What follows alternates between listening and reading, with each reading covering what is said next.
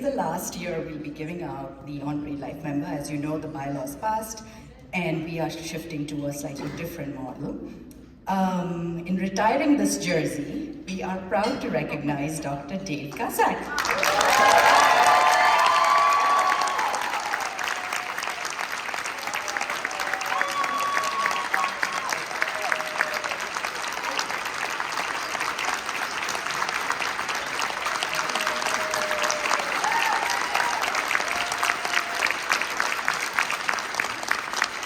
Dave has taught for the Florida State University Art Therapy program for more than 20 years and served as the chair of the Department of Art Education. He has more than 30 years of clinical and practical experience, including various forensic systems, several correctional institutions and settings, and private practice, and most recently as program coordinator of the Florida State University, FI? Florida. Okay. Oh, that's FL, yes. Everybody forgets. Department of Corrections Art Therapy in Prisons program. Dave has mentored numerous art therapy students and professionals, contributing to the understanding of art therapy and how it benefits prison populations and returning citizens. His wide variety of authored and co-authored publications on gender identity, ethics, and supervision have greatly contributed to the art therapy field. I would be remiss if I didn't add one anecdote, and he did give me permission to say that. So, some years ago, we were on some committee together, and we were on some meeting, and I remember saying, I didn't really know Dave all that well then, and I remember saying, well, I don't know if we should be doing this, I think we should be doing that. And Dave paused for a second and said, there are no shoulds. There are no shoulds, just drop the shoulds. We'll figure out what we need to do. So thank you, Dave. Thank you for being a friend, a mentor, and a scholar on this journey together. Congratulations.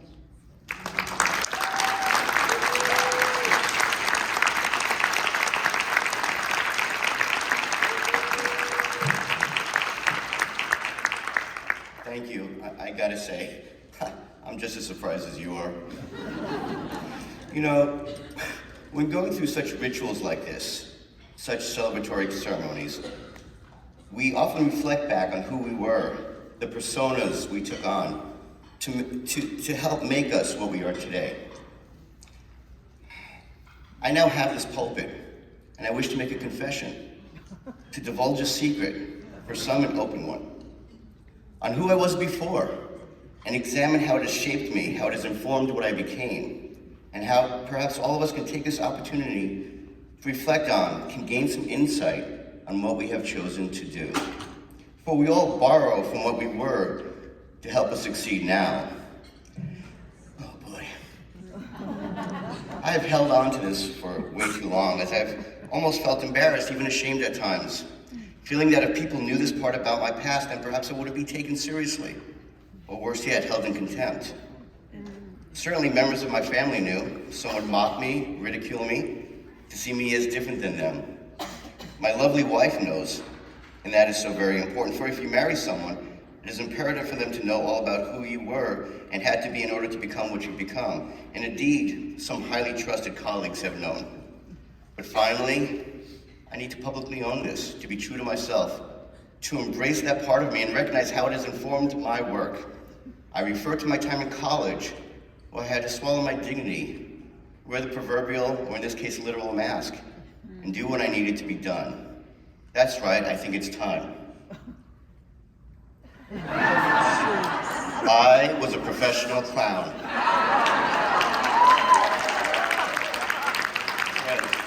For those of you who said, I can't believe our next HLM is this clown, you were more accurate than you thought. I was lucky, actually. That's my real hair.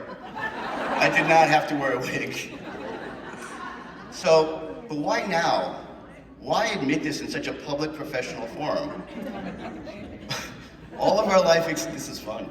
All of our life experiences contribute to our success, our struggles and challenges, and I truly believe that as a clown, I learned to be an impactful therapist, educator, and researcher.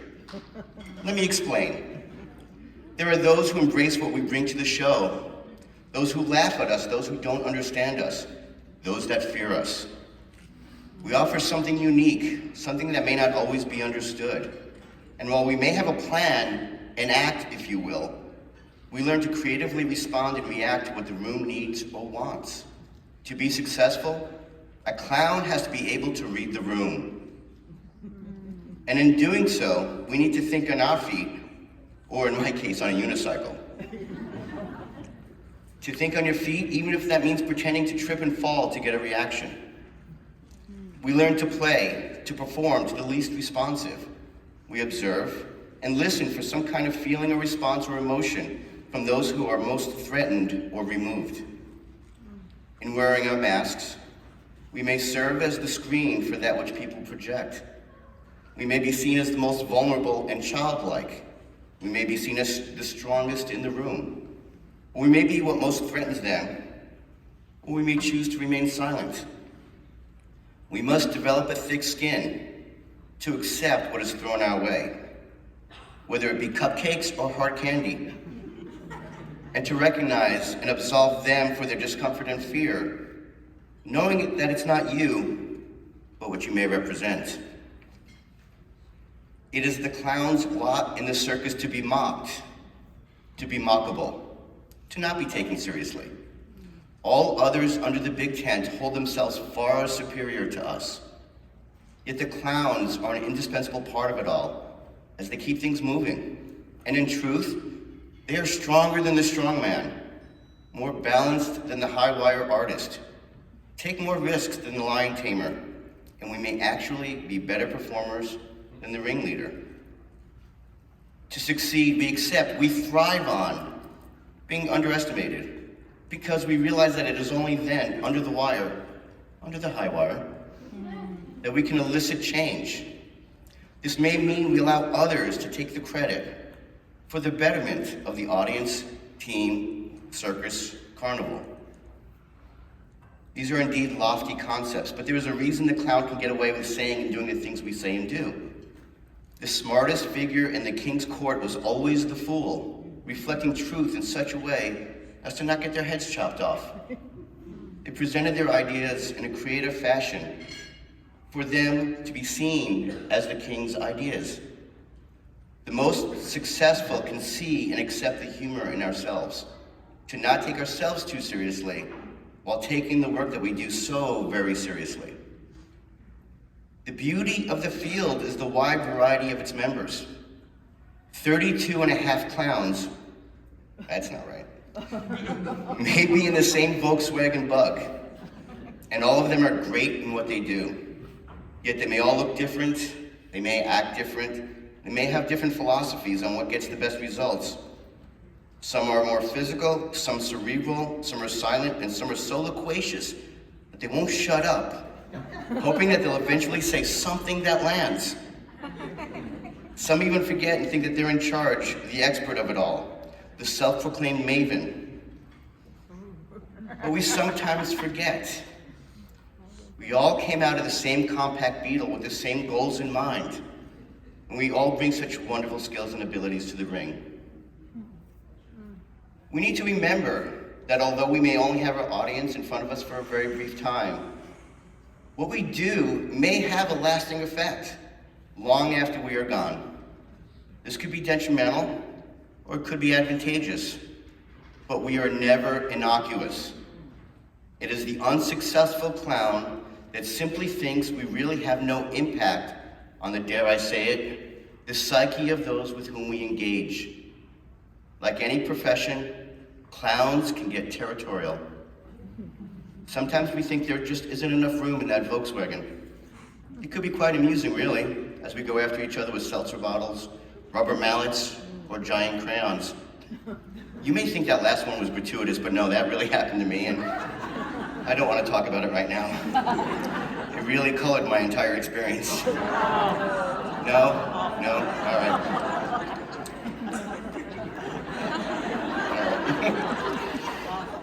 I was warned not to say that. We may belong to different circuses, carnivals, organizations, or associations, yet we often forget that we are them and they are us, and we are all here for the same reasons, regardless of what tent we are under.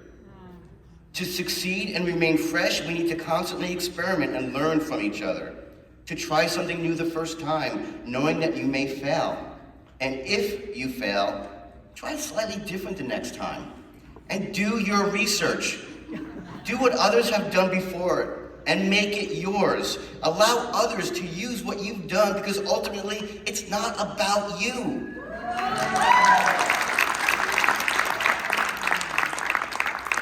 Now, there is a long history to draw, to act upon, and some of us have done this for way longer, and many people have done it better.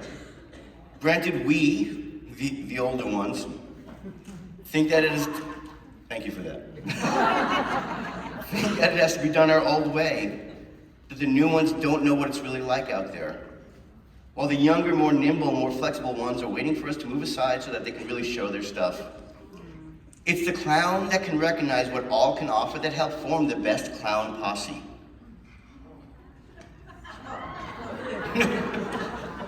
And don't be proud. Reach out to those clowns that have been part of the show for years. They may not be able to jump as high anymore or survive a cannonball shot as well as they used to, but their techniques work. They can be adapted, and sometimes us senior clowns may facilitate your own launch into your own ring. Now, some people think that they can easily do what we do, that because they have similar makeup and a dry wit, they can stand in for us. I don't begrudge them the desire to be us, to clown around, but make no mistake, simply putting on a red nose does not a clown make. It takes dedication, knowledge, skills, years of learning and practice to do what we do. There's a reason we have regulations in place. Any miscalculation or poor consideration, someone in the audience may get hit by a juggling pin or may be lit on fire. We all work so very hard and memorize our choreography so carefully so as to appear spontaneous and instinctive. I end this metaphor with a reminder. Not everyone will understand, accept, or see the value of what you do. Some may think that you could have done something much more with your life. Yet we know it's not merely a job. It's not even a career. It is a life choice. You may find yourself having to explain this choice. But at the end of it all, ask yourself, is this what makes me happy? Is this what excites me? Have I found my circus? And I have.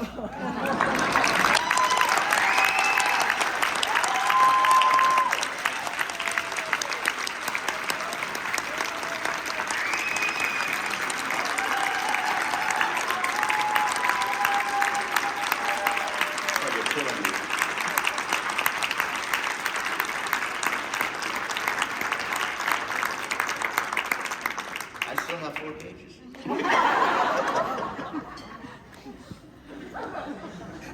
Oh, that was good. Now, there are so many of you that have been a part of my circus. Or should I say, oh, sorry, I missed a paragraph, that was very important. And long after, this is important, long after we are done clowning around, we hold on to that identity. Long after you walk away, no matter what you do next, that is what you are. It's time for me to face what I was and see how it made me what I am. And for that, I embrace my inner clown. There's so many of you that have been a part of my circus, or should I say, who have allowed me to be a part of theirs. We have all spent so much time elbowing each other in our crowded Mini Cooper, putting up with such discomfort because we recognize the payoff when we finally pile out of it. First, I want to acknowledge those that are no longer with us, but who was a major part of my developing act. Nancy Knapp, who taught me first in an undergraduate art therapy course 143 years ago, and whom later took a chance on hiring me to teach beside her at Emporia State University. I learned so much from you, and I will forever miss you. Gladys Agel, my first professor and mentor at Vermont College, the director of my education, an example of so very much. Now, incidentally, as an aside, she was the one that said I couldn't write well, but encouragingly said that someday I may be a decent clinician. This just goes to show you that even our professors and mentors sometimes get it wrong. I'm a mildly competent clinician at best. Love you, Gladys. Evelyn Vership, co-editor of my first book 25 years ago, Drawing Time, who helped demystify the writing, editing, and publishing, and was a true friend and mentor. And of course, Lonnie Garrity, Laura Greenstone, Anita Mester, Joni Phillips, and Reed Dorwin. Their energy lives on in me, in us. Those I am lucky enough to have become close friends with over the years, as well as colleagues, most of whom have brought a smile and a laugh, and only 2 of you who have made me cry. Now, I won't tell you who, but I'll let you guess. These are my fellow clowns. Craig Siegel, Richard Carolyn, Cheryl Dobie Copeland, Marcia Sue Cohen-Liebman, the list is long, Susan Anand, Deb Elkis Abahoff, Irene Rosner David, Michael Franklin, Deborah Good, Jordan Potash, I know that surprised me too, Paula Howie, Patricia Isis, Madam President, Garija Kamal, Julia King, Gretchen Miller, Dr. Liz Lavick, who taught me that the H in HLM is silent. Right? Bonnie Malhotra, Libby Schmunke, Galen Wolf Bordenero, Randy Vick, Judy Rubin, and certainly Linda Gant. Those of you with whom I worked closely under the Florida State University Flying High Big Tent, Barbara Parker Bell, Nancy Gerber, and Karina Donald. All of my past and current master's and doctoral students from all over the world with whom I've been lucky to teach for more than 25 years. I started when I was a lot taller. And a shout out to the ever-growing art therapy and prison team. Casey Barlow, Marissa Hart, Evie Soap, and Michelle Torres Perez. Now this list can go on, and I wish I could name you all, but Cynthia has assured me that she would murder me if I did. And then my art therapy and prison team would have to work with her inside, and I just don't want to put them through that. But I would be remiss, criminally so, if I did not give a special shout out to my close friend, colleague, partner in crime, my confidant, the indefatigable Dr. Marsha Rizal. She has seen the face beneath the clown makeup numerous times and is still always willing to work beside me. And finally, shout out to my own personal ringleader, with whom after so many years, we can still keep the act fresh, my beautiful and wonderful wife, Lori Lorraine Gussak. I love you. You have all helped lift me up, have believed in me, shaped me, and quite frankly, you've made me look good. And believe me, I know how very difficult that is. For that, I apologize, and I sincerely thank you.